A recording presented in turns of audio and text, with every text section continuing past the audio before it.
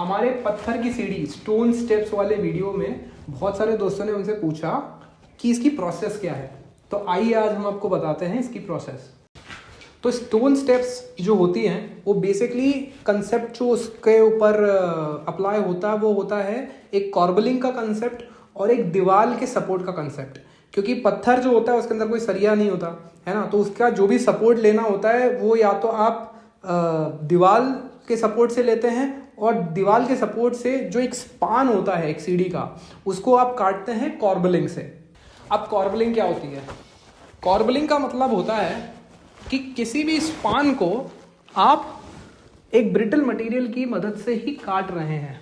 जैसे कि ये कॉर्बल है, कॉर्बल मतलब कि अगर ये 3.5 फीट की अगर आपकी सीढ़ी है तो इसमें आपने ये 10 इंच का जो स्पान सिर्फ पत्थर के ऊपर छोड़ा हुआ है और बाकी का जो हिस्सा है वो पूरा की पूरा यही पत्थर का पीस सेम मटेरियल आपने ये डिज़ाइन में काट के इसको पूरा की पूरा दीवार में घुसा दिया। तो बेसिकली ये 9 इंच की दीवार है। अब ये 9 इंच की दीवार के अंदर आपका ये 9 इंच का कॉर्बल भी जा रहा है, साथ ही साथ ये 9 इंच का पत्थर भी जा रहा है। इसकी वजह से ये पूरा की पूरा जो स्टेप है ये खूबसूरती भी देता है कॉर्बलिंग बाय द वे, और ये बहुत खूबसूरती और मजबूती से यहाँ पे खड़ा रहेगा।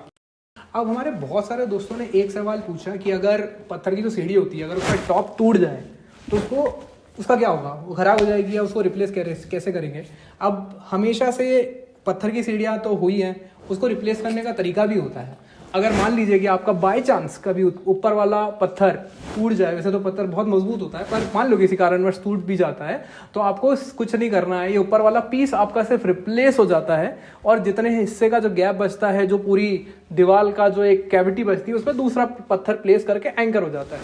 इससे आप आराम से इसको रिप्लेस कर सकते हैं। तो इससे आपको एक खूबसूरती भी मिलती है और एक रोबस्टनेस भी मिलती है और एक कभी ना खराब होने वाली चीज़ आपको मिलती है।